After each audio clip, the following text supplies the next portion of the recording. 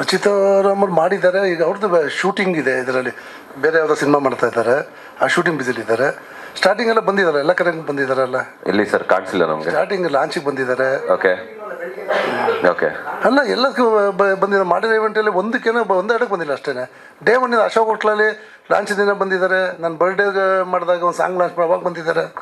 ಎಲ್ಲ ಟೈಮ್ ಬಂದಿದ್ದಾರಲ್ಲ. ಸಿನಿಮಾಗೆ ಶ್ರೀನಗರ ಕಿಟ್ಟಿ ಅವ್ರಿಗೆ ಎಷ್ಟು ಜವಾಬ್ದಾರಿ ಇದೆ ಅಷ್ಟೇ ಜವಾಬ್ದಾರಿ ಕಲಾವಿದರಿಗೂ ಇರುತ್ತಲ್ಲ ಸರ್, ಬೇರೆ ಕಲಾವಿದರಿಗೂ ಇರುತ್ತೆ. ಯಾಕೆ ಬರ್ತಿಲ್ಲ? ಇದಕ್ಕಿಂತ ಇಂಪಾರ್ಟೆಂಟ್ ಬೇರೆ ಸಿನಿಮಾ ಶೂಟಿಂಗ್ ಆಗುತ್ತೆ. ನಮ್ದು ಈ 10ನೇ ತಾರೀಕಿಂದ ಯಾವಾಗ ಈ ಮಿಸ್ಕಮ್ಯುನಿಕೇಶನ್ ಆಯಿತು, ಅವರ ಡೇಟ್ಗಳು ಎಂಗೇಜ್ ಆಗಿರುತ್ತೆ. ಅವರು ಹೊರತಾಗಿ ಇನ್ನೊಂದಿಷ್ಟು ಬೇರೆ ಬೇರೆ ಶೂಟಿಂಗ್ ಅಲ್ಲಿ ಇರ್ತಾರೆ, ಹೊರಗಡೆ ಇರ್ತಾರೆ. ನಾವೀಗ 3 ಗಂಟೆ ಫಿಕ್ಸ್ ಮಾಡ್ಬಿಟ್ಟು ಬನ್ನಿ ಅಂತ ಕೇಳಿದ್ರೆ ಎಲ್ಲಿಂದ ಬರ್ತಾರೆ? ಅಲ್ಲ, ಇವತ್ತಿಂದ ಓಕೆ ಸರ್. ಇದಕ್ಕೂ ಮುಂಚೆ ಇಷ್ಟೊಂದು ಇವೆಂಟ್ ಆಯ್ತಲ್ಲ, ಮುಂಚೆ ಪ್ರಿಪೇರ್ ಆಗಿ ನೀವು ಹೇಳಿರ್ತೀರಾ. ಮುಂಚೆ 2-3 ದಿನದ ಮುಂಚೆನೆ ಪ್ರಿಪೇರ್ ಮಾಡಿ ಡಿಸೈಡ್ ಮಾಡಿ ಹೇಳಿರ್ತೀರಾ. ಇವತ್ತಿಂದ ಓಕೆ, ಬೇರೆ ಇನ್ನೆಲ್ಲ ಈಗ ಪ್ರಶ್ನೆ ಕರೆಕ್ಟ್ ಆಗಿತ್ತು, ನೀವು ಉತ್ತರ ರಾಂಗಾತ್ ಮನುಷ್ಯನ್ ಕೇಳ್ತಾ ಇದೀಗ. ಹೇಳ್ತೀನಿ ಕೇಳು. ಕಲಾವಿದರು ಮುಖಕ್ಕೆ ಬಣ್ಣ ಹಚ್ಕೋಬೇಕು, ನಾಲ್ಗೆಗಲ್ಲ.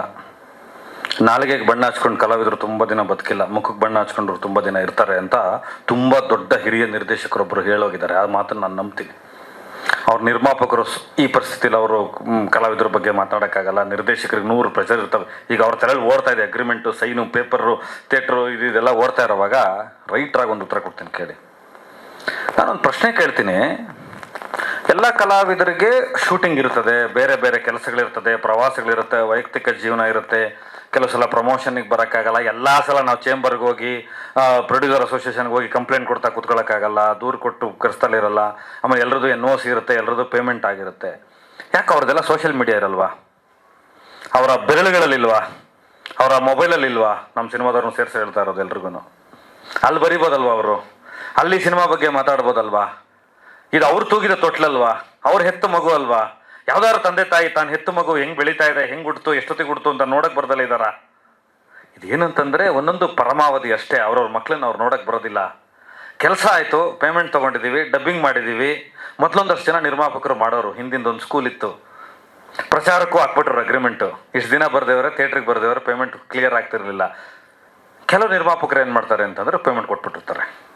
ಇದು ನಾಟ್ ಓನ್ಲಿ ಪೇಮೆಂಟ್ ಇಶ್ಯೂ ಅಂತಲ್ಲ, ಇದು ಹಣಕಾಸಲ್ಲ, ಇದು ಅವಶ್ಯಕತೆ ಅಲ್ಲ, ಅನಿವಾರ್ಯದ ಇಶ್ಯೂ. ಇದು ತನ್ನ ಸಿನಿಮಾನ, ತನ್ನ ಮಗುವನ್ನು ತಾನು ಪ್ರೀತಿಸಬೇಕು. ಯಾವುದೇ ಸಿನಿಮಾದ ಕಲಾವಿದರಾಗಿರಲಿ. ಈ ಪ್ರಶ್ನೆಯನ್ನು ಸಾಮಾನ್ಯವಾಗಿ ಜನರಲ್ ಆಗಿ ತಗೊಳ್ಳೋಣ. ಒಂದು ಸಿನಿಮಾಗೆ ಅಂತ ಸೀಮಿತಗೊಳಿಸ್ಕೊಳ್ಳೋದು ಬೇಡ. ಅವ್ರವ್ರ ಸೋಷಿಯಲ್ ಮೀಡಿಯಾ ಇದೆ, ಅವ್ರವ್ರ ಡಿಜಿಟಲ್ ಮೀಡಿಯಾ ಇದೆ, ಅವ್ರವ್ರದ್ದೇ ಆದಂಥ ಮಾಧ್ಯಮಗಳಿದ್ದಾವೆ, ಅವ್ರವ್ರದ್ದೇ ಆದಂಥ PR ಸೆಕ್ಷನ್ಗಳಿದೆ. ವಿಡಿಯೋಗಳು ಮಾಡಿಬಿಡ್ಬೋದು, ಬೇರೆ ತುಂಬ ವಿಚಾರಗಳಲ್ಲಿ ಪ್ರಚಾರ ಮಾಡ್ಬೋದು. ಅದಕ್ಕೆ ಉದಾಹರಣೆ ಯಾರು ಗೊತ್ತೇನ್ರಿ? ಕರುನಾಡ ಚಕ್ರವರ್ತಿ ಡಾಕ್ಟರ್ ಶಿವರಾಜ್ ಕುಮಾರ್. ಇವತ್ತು ನಾವೆಲ್ಲ ಒಂದು ಕ್ಲಾಪ್ ಹೊಡಿಬೇಕು. ಅವ್ರು ಯಾವ ಸ್ಥಿತಿಲಿದ್ದಾರೆ? ಎಲ್ಲಿದ್ದಾರೆ ಅವರು? ಅವ್ರು ಅಮೇರಿಕಾದಲ್ಲಿದ್ದಾರೆ, ಟ್ರೀಟ್ಮೆಂಟಲ್ಲಿದ್ದಾರೆ. ಅವ್ರು ಅಲ್ಲಿಂದ 45 ಸಿನಿಮಾಗೆ ಪಬ್ಲಿಸಿಟಿ ಮಾಡ್ತಾರೆ ಅವ್ರ ಸಿನಿಮಾಗೆ. ಅದಕ್ಕೆ ಅವ್ರನ್ನ ದೊಡ್ಡವರು ಅನ್ನೋದು. ಅವ್ರು ಯಾಕೆ ದೊಡ್ಡವರಾದ್ರು ಅಂತಂದ್ರೆ, ಅಲ್ಲಿದ್ರೂ ಕೂಡ 100 ನೋವುಗಳಿದ್ರು ಕೂಡ ತನ್ನ ಸಿನಿಮಾ ಬರ್ತಾ ಇದೆ ಹೇಳುವಂತ ಬದ್ಧತೆ, ಕಮಿಟ್ಮೆಂಟು, ತನ್ನ ಪ್ರೀತಿನ ಇಟ್ಕೊಂಡಿದ್ದಕ್ಕೆ ಅವರನ್ನ ಜನ ಹಂಗೆ ಕರೀತಾರೆ. ಅವರು ಜನಮಾನಸದಲ್ಲಿ ಉಳಿದಿದ್ದಾರೆ. ಬಾಕಿ ಕಲಾವಿದರು ಯಾಕೆ ಆಗಿಲ್ಲ ಅಂತಂದ್ರೆ ಇದೇ ಕಾರಣಕ್ಕೆ.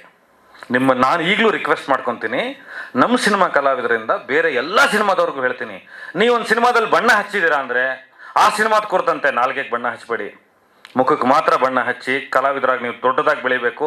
ಕಲಾವಿದರು ದೇವ್ರ ಸಮಾನ, ಯಾವ ಪಾತ್ರ ಬೇಕಾದ್ರೂ ಮಾಡ್ಬೋದು. ಕಲಾವಿದರು ತೆರೆ ಮೇಲೆ ಅವನು ದೇವರು. ಕಲಾವಿದನಿಗೆ ಅಷ್ಟು ದೊಡ್ಡ ಸ್ಥಾನ ಇದೆ.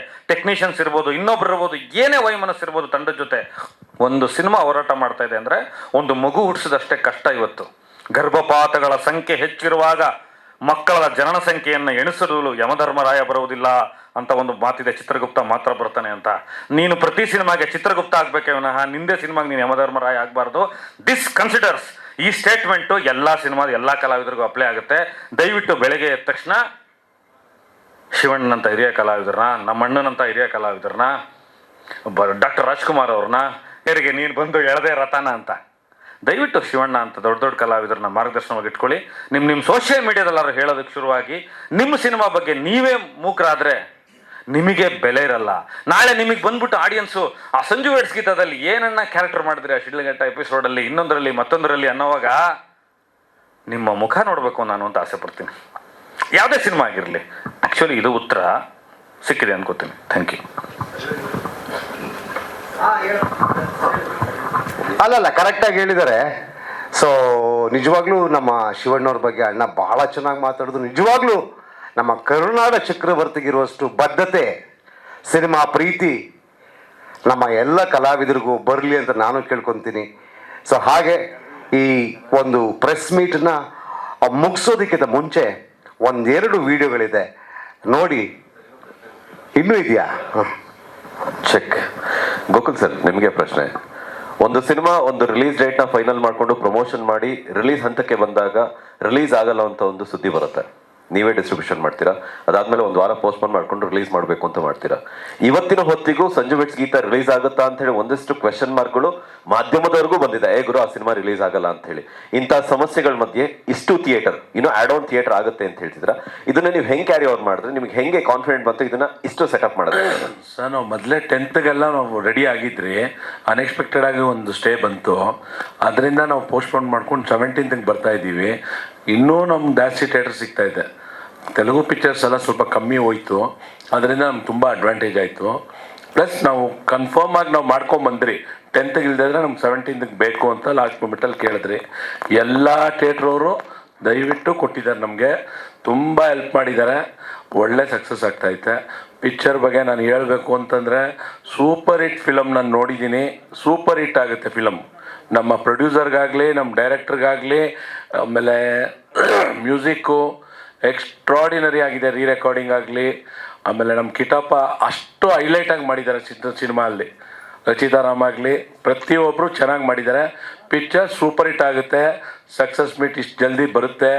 ನಾವು ಅದಕ್ಕೂ ಬಂದು ಎಲ್ಲ ನಿಂತ್ಕೊಂಡು ಮಾಡ್ತೀವಿ. 200 ಸಿನಿಮಾ ಅಲ್ಲ, 200 ಸಿನಿಮಾ, 220 ಸಿನಿಮಾನು, 220 ಥಿಯೇಟ್ರು ಆಗುತ್ತೆ. ಈ ಪಿಕ್ಚರು ಅಷ್ಟು ಚೆನ್ನಾಗಿ ಹೋಗುತ್ತೆ. ಎಲ್ಲ ಮೌಟಾಗಿ ಬರುತ್ತೆ. ಮಾರ್ನಿಂಗ್ ಶೋ ಇಂದ ಮ್ಯಾಟ್ನಿ ಹೋಗುತ್ತೆ, ಮ್ಯಾಟ್ನಿಯಿಂದ ಫಸ್ಟ್ ಶೋ ಹೋಗುತ್ತೆ, ಫಸ್ಟ್ ಶೋ ಇಂದ ಸೆಕೆಂಡ್ ಶೋ ಹೋಗುತ್ತೆ. It is 100% A success picture for Nagashekar and team producer. 16-17 ಕೋಟಿ ಅಂತ ಸರ್ ಹೇಳ್ತಾ ಇದ್ರಲ್ಲ, ಬಿಫೋರ್ ರಿಲೀಸು ಎಷ್ಟು ಬಿಸ್ನೆಸ್ ಆಗಿದೆ, ಎಷ್ಟು ಸೇಫ್ ಆಗಿದೆ, ಹೆಂಗಿದೆ ಸರ್ ಅದ್ರ ಬಗ್ಗೆ ಹೇಳಿದ್ದಾರೆ? ಅಲ್ಲ, ಬಿಸ್ನೆಸ್ಸು ಅನ್ನೋದನ್ನ ನಾವು ಕೌಂಟಿಗೆ ಇಟ್ಕೊಳ್ಳೋದೇ ಸಿನಿಮಾ ಮಾಡಿದ ಸಿನಿಮಾ ಇದು. ಯಾಕೆಂದರೆ ನಾವು ಯಾವುದು ಸ್ಯಾಟಲೈಟ್ ಆಗಲಿ, OTT ಆಗಲಿ, ಅದರ್ ಲ್ಯಾಂಗ್ವೇಜ್ ಡಬ್ಬಿಂಗ್ ರೈಟ್ಸ್ ಆಗಲಿ ಯಾವುದನ್ನು ಸೇಲ್ ಮಾಡಿಲ್ಲ. ಬಿಕಾಸ್ ನಾವು ಇವತ್ತು ಮಾಡೋದಕ್ಕಿಂತ ಸಿನಿಮಾ ರಿಲೀಸ್ ಆದಮೇಲೆ ಮಾಡಿದ್ರೆ ಅದ್ರ ದುಪ್ಪಟ್ಟು ಬರುತ್ತೆ ಅನ್ನೋದು ನಮಗೆ ಚೆನ್ನಾಗಿ ಗೊತ್ತು. ಇವತ್ತು ಮಾಡಿದ್ರೆ ಅಗ್ಗವಾಗಿ ಕೇಳ್ತಾರೆ, ಅದನ್ನು ಆಕಾಶದ ಎತ್ತರಕ್ಕೆ ಮಾರಬೇಕು ಅಂತ ಆಸೆ ಇದೆ. ಸೊ ಹಾಗಾಗಿ ಸಿನಿಮಾ ನಮಗೆ ಗೊತ್ತು, ಸಿನಿಮಾ ಹೇಗಿದೆ ಅಂತ. ಅಡುಗೆ ಮಾಡಿದವ್ರು ನಾವು ಗೊತ್ತಿರೋಲ್ಲ ಎಷ್ಟು ಚೆನ್ನಾಗಿದೆ ಅಂತ. So we are very much confident about the film. So any more ಪ್ರಶ್ನೆಸ್ ಭಯ್ಯ? ಒಂದು ಸರ್, ಚಂದ್ರು ಸರ್ಗೆ ಲಾಸ್ಟ್ ಪ್ರಶ್ನೆ. ಯಾಕಂದ್ರೆ ಸರಿಯಾದ ಉತ್ತರ ಅವರಿಂದಾನೇ ಸಿಗುತ್ತೆ. ಪ್ರಶ್ನೆ ತಂದಿಲ್ಲ, ಕ್ವಶನ್ ಪೇಪರ್ ತಂದಿದ್ದು ಹೇಳು. ನೀವಿದ್ದಾಗ ಅದೊಂದು ನಮಗೂ ಒಂದು ಕ್ವೆಶನ್ ಕೇಳಬೇಕು ಅಂತ ಅನ್ಸಾಡ್ತಿದ್ರೆ, ಇತ್ತೀಚಿನ ದಿನಗಳಲ್ಲಿ ಆಡ್ ಆನ್ ಮಾಫಿಯಾ ಒಂದು ನಡೀತಾ ಇದೆ. ಮೇ ಬಿ ಡೈರೆಕ್ಟರ್ಗಾಗಿರ್ಬೋದು, ಪ್ರೊಡ್ಯೂಸರ್ಗಾಗಿರ್ಬೋದು, ಅಥವಾ ಟೀಮ್ ಅವ್ರಿಗೂ ಒಂದು ಫೋನ್ ಬಂದಿರುತ್ತೆ ಅನ್ಕೊಂತೇನೆ.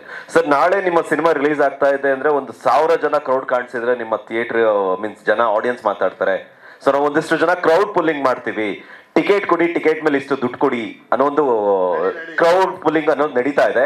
ಈ ವಿಚಾರವಾಗಿ ಒಂದು ಪ್ರಶ್ನೆ, ನನಗೊಂದು ಉತ್ತರ ಬೇಕು. ಏನಕ್ಕೆ ಅಂತಂದ್ರೆ ಈ ಒಂದು ಆಸ್ ಬಿಂಗ್ ನಾನೊಬ್ಬ ಆಡಿಯನ್ ಆಗಿ ನಾನೊಂದು ಸಿನಿಮಾನ ದುಡ್ಡು ಕೊಟ್ಟು ನೋಡ್ಬೇಕು. ಯಾರೋ ಫ್ರೀಯಾಗಿ ಕೊಟ್ಟು ನೋಡ್ತಾರೆ ಅಂದ್ರೆ ನನಗೆ ಅದ್ರ ಮೇಲೆ ಇಂಟ್ರೆಸ್ಟ್ ಇರಲ್ಲ. ಆ ಒಂದು ಕಾರ್ಯ ಅನ್ನೋದು ಸತ್ರೆ ಮಾತ್ರ ಚಿತ್ರರಂಗ ಮತ್ತೆ ಮುಂಚೆ ಇದ್ದಂತಹ ಏಳಿಗೆಗೆ ಬರುತ್ತೆ ಅನ್ನೋದು ನಮ್ಮ ಅಭಿಪ್ರಾಯ. ಅನಿಲ್ ಮೊದಲೇ ಮಾತಾಡ್ಬಿಟ್ರು ನಾಗಶೇಖರ್ ಅದ್ರ ಆ ವಿಚಾರವಾಗಿ. ನೀವು ಮಾತಾಡಿದ್ದ? ಹಾಂ, ಚಂದ್ರಚೂಡ್ ಮೊದಲೇ ಹೇಳ್ಬಿಟ್ರು ಆ ವಿಚಾರ. ನಾವು ಯಾರನ್ನೂ ನಾವು ಟಿಕೆಟ್ ಕೊಡ್ತೀವಿ ಬಂದು ಸಿನಿಮಾ ನೋಡಿ ಅಂತ ಹೇಳೋ ಥರದ ವ್ಯವಹಾರ ಇಲ್ಲಿ ಇಲ್ವೇ ಇಲ್ಲಪ್ಪ.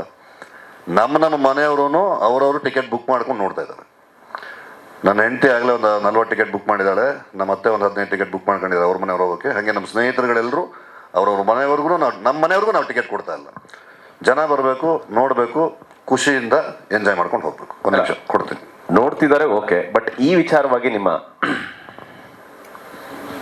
ಈ ಹಾಸ್ಟೆಲ್ಗಳಿಗೆ ಇವಾಗ ತುಂಬ ಡಿಮ್ಯಾಂಡ್ ಬಂದಿದೆ ಅನಿಲ್. ಹಾಸ್ಟೆಲ್ ಹುಡುಗರಿಗೆ ತುಂಬ ಡಿಮ್ಯಾಂಡ್ ಬಂದಿರುವಂಥ ಕಾಲ. ಒಂದು ಸಿನಿಮಾ ಹೆಸರು ತಗೊಳ್ಳಲ್ಲ, ನಿನಗೊಂದು ಉದಾಹರಣೆ ಕೊಡ್ತೀನಿ ನಿಮಗೆ. ನಾನು ಮಾತಾಡೋದೇ ಹಿಂಗೆ ಹುಟ್ಟುಗುಣ, ಬೇಜಾರಾದರೆ ದಯವಿಟ್ಟು ಬೇಜಾರು ಮಾಡ್ಕೊಳ್ಳಿ, ಕೇಳಿಸ್ಕೊಳ್ಳೋರು. ಹಾಸ್ಟೆಲ್ ಹುಡುಗರನ್ನ ಕರ್ಕೊಬರೋದು, ಅವ್ರ ಹತ್ರ ಫೇಸ್ಬುಕ್ ಪೇಜ್ ಇದೆಯಾ ಅಂತ ನೋಡೋದು. ಇತ್ತೀಚಿನ ದಿನಗಳಲ್ಲಿ ಕಳೆದ ವರ್ಷ ಒಂದು ನವೆಂಬರಲ್ಲಿ ನಾನೇ ಐ ವಿಟ್ನೆಸ್ ಕಣ್ ಸಾಕ್ಷಿಯಾಗಿ ನೋಡಿದೆ. 74,000 ಟಿಕೆಟ್ ಹರಿಸಿದ್ರು. ಟಿಕೆಟ್ ಹರಿಸಿದ ಮೇಲೆ ಈ ನಮ್ಮ ಡಿಸ್ಟ್ರಿಬ್ಯೂಟರ್ಗಳು ತುಂಬ ಪ್ರಾಕ್ಟಿಕಲಾಗಿ ಕೇಳ್ತಾರೆ, 74,000 ಜನ ಎಲ್ಲವರೇ ಅಂತ. ಎಲ್ಲಿ ಕರ್ಕೊಬರೋದು, ಯಾವ್ಯಾವ ನಾವು ಕರ್ಕೊಬರ್ತೀವಿ ನಿಮಗೆ ಯಾಕೆ ಅಂತ. ಟಿಕೆಟ್ ಅರ್ಸಾಗಿದೆ, ಕರ್ಕೊಂಬರಕ್ಕೆ ಹುಡುಗರಿಲ್ಲ, ಅದಕ್ಕೆ ಮತ್ತೆ ವೆಹಿಕಲ್ ಹಾಕಬೇಕು, ಊಟ ತಿಂಡಿ ಕೊಡಬೇಕು, ಔಷಧಿ ಕೊಡಬೇಕು, ಟಾನಿಕ್ ಕೊಡಬೇಕು. ಇದೆಲ್ಲ ಕೊಟ್ಟ ಮೇಲೆ ಅವ್ರು ಫೇಸ್ಬುಕ್ಕಲ್ಲಿ ಬರೀಬೇಕು. ಅದಕ್ಕೊಬ್ಬ ಮಾಫಿಯಾ, ಅವನು ಫೇಸ್ಬುಕ್ಕಲ್ಲಿ ಏನು ಬರೆದಿದ್ದಾರೆ ಅಂತ ನೋಡಬೇಕು. ಇವನೇನು ಮಾಡ್ತಾನೆ, ಗ್ರೂಪಲ್ಲಿ ಈ ಸಿನಿಮಾ ಮಾಸ್ಗೆ ಮಾಸ್ ಅಂತ ಬರೆದ್ಬಿಟ್ಟಿರ್ತಾನೆ ಒಬ್ಬ. ನೋಡೋರು ಒಂದು 2,000 ಜನ ಮಾಸ್ಗೆ ಮಾಸ್ ಅಂತಾನೆ ಹಾಕಿರ್ತಾರೆ, ಯಾಕಂದ್ರೆ ಅವ್ರಿಗೆ ಏನು ಬರೀಬೇಕು ಅಂತ ಗೊತ್ತಿರಲ್ಲ. ಅವನಿಗೆ ಒಳಗಡೆಯಿಂದ ಏನೋ ಒಂದು ರಸ ಹುಟ್ಟಿರಲ್ಲ, ಅವನಿಗೆ ಏನು ಅಂತ ಗೊತ್ತಾಗಿರಲ್ಲ. ಈಗ ಒಂದು ಕಾಲಘಟ್ಟ ನಡೀತಾ ಇದೆ, ಟಿಕೆಟ್ ಹರಿಸ್ತಾರೆ, ಆದರೆ ಕರ್ಕೊಂಬರಕ್ಕೆ ಜನ ಇಲ್ಲ. ಕರ್ಕೊಬಂದ್ರೂ ಅವ್ರು ಪೂರ್ತಿ ಪಿಕ್ಚರ್ ನೋಡಲ್ಲ. ಇವತ್ತು ಆಡಿಯನ್ಸ್ ಹೆಂಗಾಗಿದ್ದಾರೆ ಅಂದರೆ, ನಿಜವಾದ ಸಿನಿಮಾ ಚೆನ್ನಾಗಿದ್ದರೆ ಎಷ್ಟು ಕಿಲೋಮೀಟ್ರ್ ಆಗಲಿ, ಎಷ್ಟೇ ಕಷ್ಟ ಆಗಿರಲಿ, ಮಳೆ ಬರಲಿ, ಚಳಿ ಇರಲಿ, ಇನ್ನೊಂದಿರಲಿ, ಸಿನಿಮಾನ ನೋಡೋವಂಥ ಕಾಲಘಟ್ಟದಲ್ಲಿ ಇವೆಲ್ಲವೂ ತಾತ್ಕಾಲಿಕವಾದಂಥ ತಂತ್ರಗಳನ್ನು ಒಂದು ವ್ಯವಸ್ಥೆನೇ ತನಗೆ ತಾನೇ ಕ್ರಿಯೇಟ್ ಮಾಡ್ಕೊಳ್ಳುತ್ತೆ. ಈಗ ಅದು ಆಗೋದಿಲ್ಲ ಅಂತ ಗೊತ್ತಾದ ಮೇಲೆ ತಾನೇ ಅದು ಆರ್ಗ್ಯಾನಿಕ್ ಕಡೆಗೆ, ಸಹಜತೆಗೆ ಹೋಗುತ್ತೆ. ಈಗ ನಿಮಗೂ ಗೊತ್ತು, ಹಿಂದಿನ ಕಾಲದಲ್ಲೆಲ್ಲ 100 ದಿನ, 200 ದಿನ, 300 ದಿನ, 1 ವರ್ಷ ಎಲ್ಲ ಅಣ್ಣವ್ರ ಸಿನಿಮಾಗಳು ಹೋಗೋದು, 100 ದಿನ ಹೋಗೋದು, 1 ವಾರ ಆದಮೇಲೆ ಪಿಕಪ್ ತಗೊಳ್ಳೋದು. ಯಾಕೆ ಈಗ ಆಗಲ್ಲ ಅಂತಂದರೆ, ಅದು ಹಿಟ್ಟ ಪ್ಲಾಫ ಅನ್ನೋಕ್ಕಿಂತ ಮುಂಚೆ 1,000 ಕೋಟಿ ಕ್ಲಬ್ಗೆ ಹೋಯ್ತು ಅಂತ ಸೇರಿಸ್ಬಿಡ್ತಾರೆ. ಇನ್ಕಮ್ ಟ್ಯಾಕ್ಸ್ನವ್ರು ಮನೆಗೆ ಬಂದ್ಬಿಡ್ಬೇಕು ಕೊಟ್ಟಾರೆ ಅವ್ರಿಗೆ. ಈ ಥರದ್ದು ಟ್ರೆಂಡ್ ಶುರುವಾಗಿರೋದ್ರಿಂದ ನಾವು ಈ ಟ್ರೆಂಡಿಗೆ ಹೋಗೋದು ಬೇಡ. ಆರ್ಗ್ಯಾನಿಕ್ ಆಗಿ ಏನಾಗುತ್ತೆ ಅಷ್ಟನ್ನು ಮಾತ್ರ ಜನ ನೋಡಲಿ, ಜನರಿಂದ ಜನರಿಗೆ ಇದೊಂದು ಸರಪಳಿ ಆಗಲಿ ಅಂತ ಯೋಚನೆ ಮಾಡ್ತಾ ಇದ್ದೀವಿ. ಬೇಡಿ ಆಗಬಾರ್ದು, ಮಾನವ ಸರಪಳಿ ಆಗಬೇಕು ಅಂತ. ಈ ತಂತ್ರ ಕೂಡ ಮುಂದಿನ ದಿನಗಳಲ್ಲಿ ಮಾಡೋಕ್ಕಾಗೋದಿಲ್ಲ. ಇದು ಎಲ್ಲ ಚಿತ್ರರಂಗದವರು ಈಗ ಆಲ್ರೆಡಿ ತುಂಬ ಸಿನಿಮಾದವರು ಅದನ್ನು ಫಾಲೋ ಮಾಡೋಕ್ಕೆ ಸ್ಟಾರ್ಟ್ ಆಗಿದ್ದಾರೆ. ಇದು ಯಾವುದೂ ಮಾಡಬಾರ್ದು, ಇದು ಮತ್ತೆ ಅವರು ವ್ರತ ಖರ್ಚು, ಇದರಿಂದ ಏನೂ ಪ್ರಯೋಜನ ಆಗಲ್ಲ. ಕೊನೆಗೆ ಡಿಸ್ಟ್ರಿಬ್ಯೂಟರ್ಗಳು, ಪ್ರೊಡ್ಯೂಸರ್ ಕೇಳ್ತಾರೆ, ಇಷ್ಟೆಲ್ಲ ಟಿಕೆಟ್ ಹರಿಸಿದ್ರಲ್ಲಪ್ಪ, ರಿಟರ್ನ್ ಎಷ್ಟು ಬಂತು ಅಂತ. ಯಾಕಂದರೆ ಅವರಿಗೆ 50% ಶೇರೇ ಬಂದಿರಲ್ಲ ಇನ್ನೂ ಟಿಕೆಟ್ ಹರಿಸಿದ್ದಕ್ಕೆ. ಸೊ ಇದಕ್ಕೆಲ್ಲ ಉತ್ತರ ಸಿಸ್ಟಮೇ ಕೊಡುತ್ತೆ ಅಂತ ನಾನು ನಂಬಿದ್ದೀನಿ ನ್ಯಾಚುರಲಿ. Thank you. ಸತ್ಯವಾಗಿ, ಯಾಕೆಂದ್ರೆ ಪ್ರತಿ ಸಿನಿಮಾದ, ನೀವೆಲ್ಲ ಯೂಟ್ಯೂಬರ್ಸ್, ನಿಮಗೆ ಗೊತ್ತು, YouTube you are very familiar. ಎಲ್ಲ ಸಿನಿಮಾಗಳ ಹಾಡುಗಳನ್ನು ನೋಡಿ 10 ಮಿಲಿಯನ್ಸ್, 20 ಮಿಲಿಯನ್ಸ್, 25 ಮಿಲಿಯನ್ಸ್ ಪುಷ್ ಮಾಡಿರ್ತಾರೆ.